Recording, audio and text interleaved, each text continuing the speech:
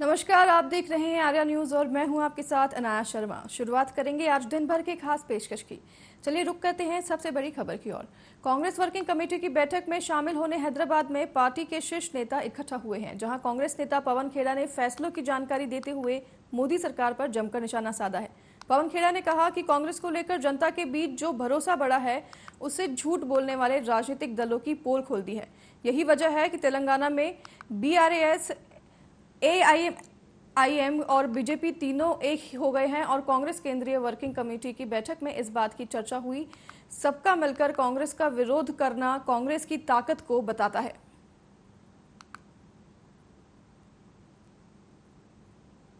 बहुत गहराई से श्री राहुल गांधी ने अपने वक्तव्य में एक किस्सा सुनाया और वो किस्सा ऐसा रोचक तो था ही, हम सबके लिए आंखें खोल देने वाला किस्सा था, हम सबको एक तरह से प्रेरणा देता हो ऐसा किस्सा था। उन्होंने बताया कि उन्होंने खड़गे साहब से पूछा कि खड़गे साहब, आपने कांग्रेस को ही क्यों चुना? जब आप एक नौजवान थे, आपने कांग्रेस पार्टी का दामन क्यों थामा? और भी कई ऑप्शंस थे उस वक्त। तो खड़गे साहब ने जो जवाब दिया कि नौजवान था मैं, और जो मुझे लगा उस वक्त, पूरी कांग्रेस इंदिरा जी के खिलाफ, पूरी कांग्रेस छोड़कर कांग्रेस ओ में चली गई, क्योंकि जो इंदिरा जी ने सुधार लाने की चेष्टा की थी उसके रिएक्शन में जो हुआ था, तो खड़गे साहब को लगा कि गरीब की बात, पिछड़ों की बात, शोषितों की बात सिर्फ कांग्रेस ही कर सकती है, और एक इंस्टिंक्टिवली लगा और उन्होंने कांग्रेस ज्वाइन की। नवंबर ऑफ 1969 वो ब्लॉक प्रेसिडेंट बने, ब्लॉक कांग्रेस कमेटी के प्रेसिडेंट बने। फिर की यात्रा तो आप सबके सामने हो। ये किस्सा जब राहुल जी सुना रहे थे, इसके पीछे एक मकसद था जो हमें बाद में समझ में आया। राहुल जी ने हम सबको बड़े स्पष्ट तौर पे पूछा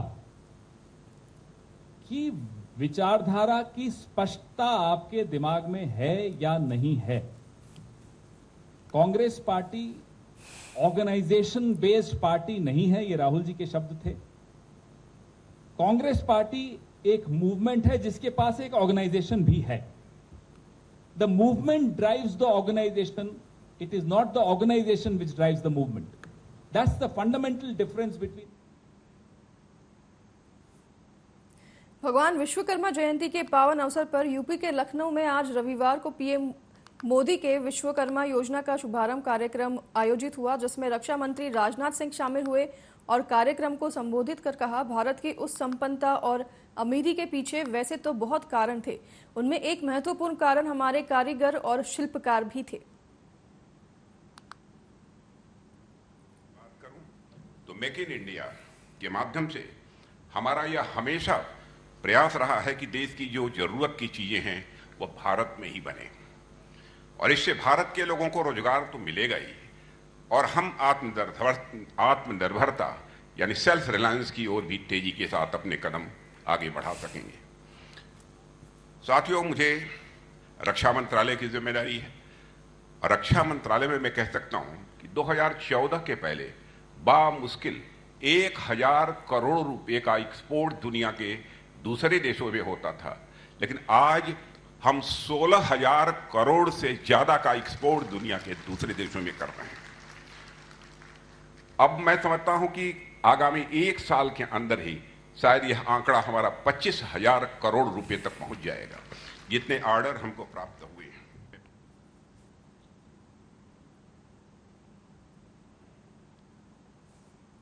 वहीं गीता मेहता के निधन पर ओडिशा के मुख्यमंत्री नवीन पटनायक ने गहरा शोक व्यक्त किया है। उन्होंने ट्विटर पर कहा, मेरी बड़ी बहन गीता मेहता के दुखद निधन के कारण मैं यहाँ आया हूँ, और वह एक बहुमुखी प्रतिभा की धनी थी और उनकी कमी हमेशा खली रहेगी। ओडिशा के मुख्यमंत्री नवीन पटनायक की बहन गीता मेहता का निधन एक बड़ी क्षति है।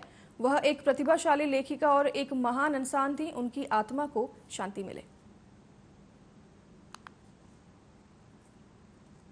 I'm here in Delhi because of the very sad demise of my elder sister, Geeta Mehta.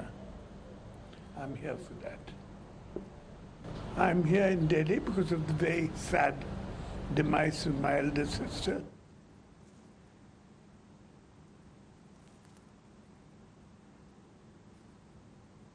प्रधानमंत्री नरेंद्र मोदी ने आज नए metro station Yashobhoomi Dwarka sector 25 का उद्घाटन कर दिया है।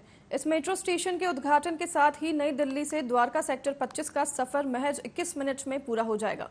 Delhi metro rail corporation DMRC के मुताबिक Delhi metro airport express line पर मेट्रो ट्रेनों की रफ्तार 90 से बढ़ाकर 120 किलोमीटर प्रति घंटा कर दी जाएगी। इससे यात्रा का समय कम हो जाएगा और नई दिल्ली से यशोभूमि द्वारका सेक्टर 25 तक का सफर लगभग 21 मिनट में तय हो जाएगा। यात्रियों के लिए इस मेट्रो का परिचालन 3 बजे से शुरू हो गया है।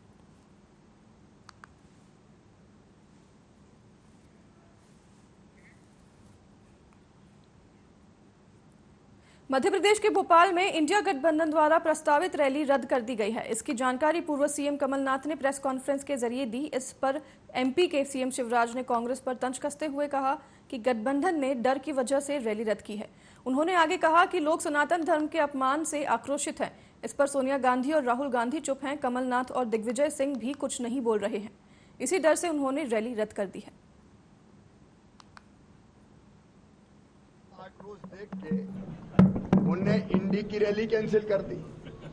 उनको पता था कि यहाँ भोपाल में रैली होगी तो क्या होने वाला है। लोग आक्रोशित थे।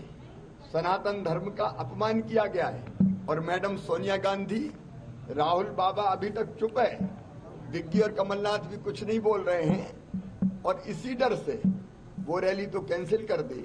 अब देखो, जिनको जनता आशीर्वाद दे रही है वो आशीर्वाद यात्रा निकालेंगे। हृदय से धन्यवाद दूंगा प्रधानमंत्री विश्वकर्मा योजना, उन्होंने विश्वकर्मा जयंती पर और ये सुखद संयोग है कि उनके जन्मदिन पर लॉन्च की है। हमारे देश के, हमारे प्रदेश के परंपरागत कारीगर आज भी हमारी जिंदगी के अहम हिस्सा है। उनके बिना हमारा काम चल नहीं सकता। बढ़ई, कुम्हार, सुनार, लोहार, मोची, नाई, अलग अलग तरह के काम में लगे हमारे भाई और बहन, उनको और स्किल्ड करना, उनके हाथों में और आज की आवश्यकता के अनुसार कौशल देना, उसके बाद ट्रेनिंग के बाद उनको सर्टिफिकेट देना और उसके बाद बैंक से बिना गारंटी का लोन कम ब्याज पर उपलब्ध कराना और उनके बनाए हुए उत्पाद की मार्केटिंग और ब्रांडिंग कर देश में भी, लोकल भी और ग्लोबल भी उनकी पहुंच बने, इसका प्रयास इस योजना के अहम हिस्से हैं। और निश्चित तौर पर यह योजना हमारे कारीगरों की जिंदगी प्रधानमंत्री नरेंद्र मोदी ने विश्वकर्मा पूजा के अवसर पर देश के करोड़ों लोगों को उपहार दिया है। प्रधानमंत्री नरेंद्र मोदी ने आज पारंपरिक व्यवसायों से जुड़े लोगों के लिए प्रधानमंत्री विश्वकर्मा सम्मान योजना लॉन्च कर दिया है। आपको बता दें कि पीएम मोदी ने 77वें स्वतंत्रता दिवस के मौके पर 15 अगस्त 2023 को लाल किले से इस योजना का ऐलान किया था। आज अपने 77वें जन्मदिवस पर पीएम मोदी ने इस योजना का लॉन्च कर दिया है और इस दौरान पीएम मोदी ने दिल्ली के द्वारका स्थित India international convention and expo centre पर 18 पोस्ट टिकट और टूल किट बुकलेट भी लॉन्च किए हैं। प्रधानमंत्री विश्वकर्मा योजना का आरंभ हो रहा है। हाथ के हुनर से, औजारों से परंपरागत रूप से काम करने वाले लाखों परिवारों के लिए पीएम विश्वकर्मा योजना उम्मीद की एक नई किरण बनकर आ रही है। मेरे परिवारजनों, इस योजना के साथ ही आज देश को इंटरनेशनल एग्जीबिशन सेंटर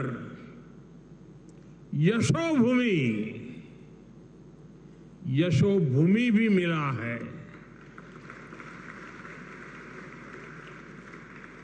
जिस प्रकार का काम यहां हुआ है, उसमें मेरे श्रमिक भाई और बहनों का, मेरे विश्वकर्मा भाइयों बहनों का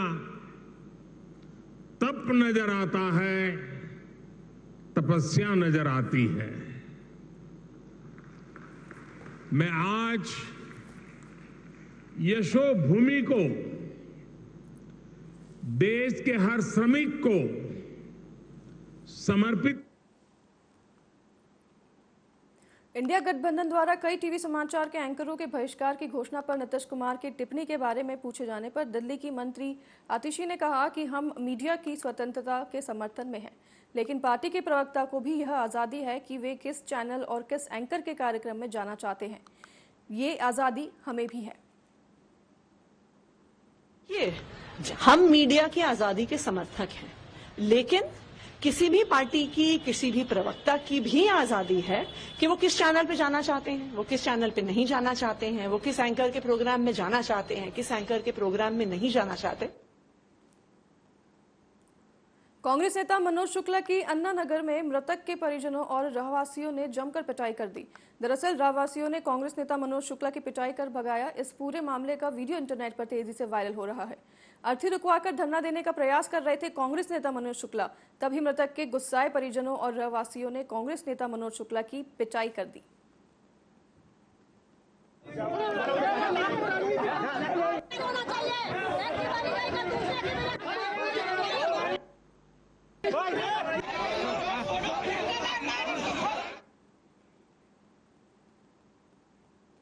औरैया में टूरिस्ट बस में ट्रक ने जोरदार टक्कर मारने से भीषण सड़क हादसा हो गया है। बस में टक्कर लगने से 1 दर्जन से अधिक बस सवार यात्री घायल हो गए हैं।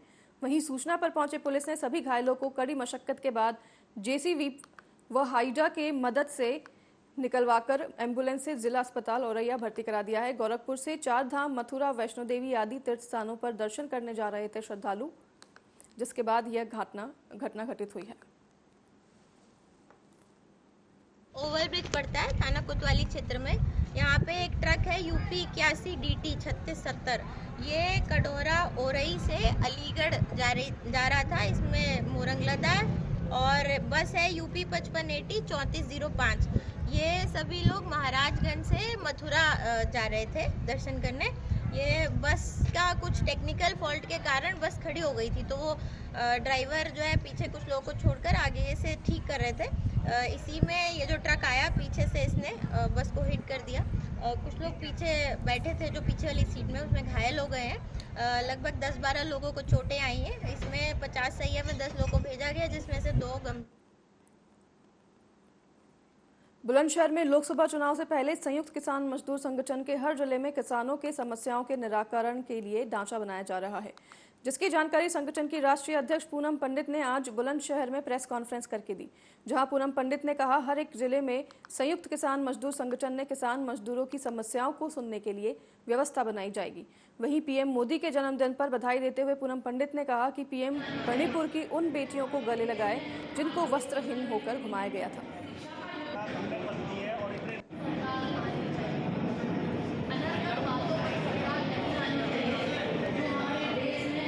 और आज ही के दिन की नहीं मैं बात करूं, ये संगठन जो है, जो हमारे पूर्व राज्यपाल हैं 4 बार के सत्यपाल मलिक जी, जो कश्मीर के भी रह चुके हैं, तो उनके द्वारा इसकी press conference press club of India में की गई थी। और ये संगठन के जितना डेलीगेट है पहले से ही 3.5 साल से काम कर रहा है, और आज कोई ऐसा वो नहीं है। ठीक है, उनका जन्मदिन है, मैं उनसे कहूँगी आज उनका जन्मदिन है देश के हमारे प्रधानमंत्री जी का, कि वो जाकर के मणिपुर की बेटियों को बस गले लगा लें, जिन बेटियों को उनकी डबल इंजन की सरकार। वहीं जनपद कानपुर में देहात में आज यूपी के राज्य मंत्री और पूर्व सांसद ने अनोखे अंदाज में देश के प्रधानमंत्री नरेंद्र मोदी के जन्मदिन और विश्वकर्मा जयंती को मनाया। इस दौरान पीएम मोदी की लंबी उम्र की कामना को लेकर राज्य मंत्री और पूर्व सांसद ने प्रसिद्ध देवी मंदिर में हवन पूजन भी किया और उसके बाद अस्पताल के साथ वृद्धा आश्रम में पहुंचकर मरीजों और वृद्धजनों को फल भेंट किए। साथ ही पीएम मोदी की लंबी उम्र की कामना भी की। वहीं राज्य मंत्री और पूर्व सांसद ने पीएम मोदी की जमकर तारीफ की। आज हमारे प्रधानमंत्री जी का जन्मदिन है और साथ ही साथ विश्वकर्मा जयंती है, तो हम समझते हैं कि एक आदमी पूरी दुनिया बना ऐसे दोनों शिल्पियों की जयंती एक ही दिन पड़ रही है। तो हम समझते मोदी जी को बहुत सारी शुभकामनाएं देते हैं पूरे कानपुर देहात की तरफ से, बल्कि पूरे उत्तर प्रदेश की तरफ से, और ये कहना चाहते हैं कि आप ऐसे ही स्वस्थ रहें और मरीजों को फल वितरण करके हम उनकी दीर्घायु होने की कामना कर रहे हैं। और साथ ही में हमारे जो मरीज होते हैं उनके लिए भी चाहते हैं कि वो जल्दी स्वस्थ होकर अपने घर चले जाएं। आज जो शुभ दिन है, हमारी शुभकामनाएं, ईश्वर उनकी मदद करें, सभी लोग शुभ हो जाएं और ईश्वर से यही कामना करते हैं कि आप मोदी जी को लंबी उम्र दें, जिससे हमारा आत्मनिर्भर भारत बने। चंद्रयान। माननीय प्रधानमंत्री नरेंद्र मोदी जी के जन्मदिन को भाजपा संगठन सेवा पखवाड़ा अभियान के रूप में मनाने जा रही है। इसके तहत विभिन्न मोर्चों द्वारा तमाम कार्यक्रमों का आयोजन किया गया। वहीं गाजियाबाद के मोहीनगर में भी इसकी धूम देखने को मिली। वहीं मुख्य अतिथि के रूप में उत्तर प्रदेश सरकार के मंत्री असीम अरुण मौजूद रहे। उन्होंने बताया कि हमें संकल्प लेना चाहिए कि देश लगातार विकास की ओर बढ़ रहा है। हमारे युवा साथियों ने जन्मदिन के अवसर पर ब्लड डोनेट का कैंप भी लगाया है। हमें उनके जन्मदिन मनाने के साथ साथ उनके बताए गए रास्तों पर भी चलना चाहिए और भारतीय जनता पार्टी प्रत्येक चुनाव को बहुत ही गंभीरता से लेती है। 2024 के चुनाव में भी पूरी तैयारी के साथ हम जनता के पास जाएंगे और जनता का आशीर्वाद लेकर मोदी जी के नेतृत्व में गाजियाबाद के साथ साथ पूरे देश में पूर्ण सरकार बनाएंगे। ये बात है कि हम लोग अपने आदरणीय प्रधानमंत्री जी मोदी जी का जन्मदिवस मना रहे हैं और जन्मदिवस के साथ साथ ये हमारे लिए संकल्प का दिन भी है कि जो मोदी जी ने हमको प्रेरणा दी है अपने वचनों से, अपने कर्म से, गरीब कल्याण के लिए जो उन्होंने कार्य किया है, सबको साथ लेके चलने का उन्होंने जो रास्ता दिखाया है, हम सब ने भी मिलकर संकल्प लिया कि उनके जो प्रण हैं और जो पंच प्रण के रूप में उन्होंने हमें निर्देश दिए उसको हम पूरा करेंगे। और विशेषकर आज जो हमारे लाभार्थी साथी हैं उनको हम सम्मानित कर रहे हैं। हमारे युवा साथी ब्लड डोनेशन का कैंप आयोजित कर रहे हैं और तरह तरह से हम लोग अपने लोकप्रिय नेता के जन्मदिन को मना भी रहे हैं, लेकिन उसके साथ साथ किस प्रकार उनके बताए हुए पे रास्ते पे चलना है उसको हम स्मरण कर रहे हैं, संकल्प को दोहरा रहे हैं। 2024 का भी चुनाव आने वाला है, किस तरह आप देखते हैं 2024 को? भारतीय जनता पार्टी हर चुनाव को बहुत गंभीरता से लेती है। गाजियाबाद के सम्मानित नागरिकों ने हर चुनाव में भारतीय जनता पार्टी के प्रत्याशियों का, सांसद जी का, विधायक जी का, सभी का। गरियाबंद जिले के देवभोग पुलिस ने बड़ी कार्रवाई करते हुए एक गांजा तस्कर को 58 किलोग्राम गांजे के साथ गिरफ्तार किया है।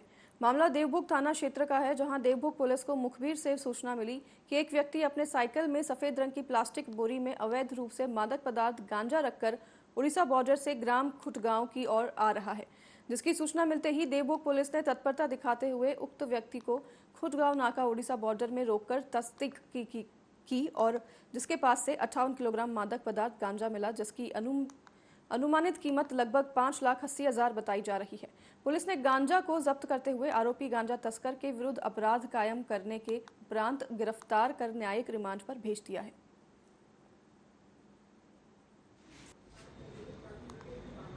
हाँ, अभी सूचना मिला था मुखबिर से कि कल एक व्यक्ति साइकिल से गांजा बोरी में रखकर आ रहा है। सूचना के आधार पर वहाँ घेराबंदी कर रेड कार्रवाई की है, जिसमें 58 किलो गांजा जो हरिमांझी नाम का व्यक्ति वलसापारा थाना कोकसरा उड़ीसा का रहने वाला है, उससे जब्ती की गई। जब्ती गांजा की लगभग कीमत 5,80,000 बाजार रेट में है, जिसे मौके पर कार्रवाई कर गिरफ्तार कर माननीय निर्णय। तो आज दिन भर की खास पेशकश में बस इतना ही। बने रहिए आर्या न्यूज के साथ। नमस्कार।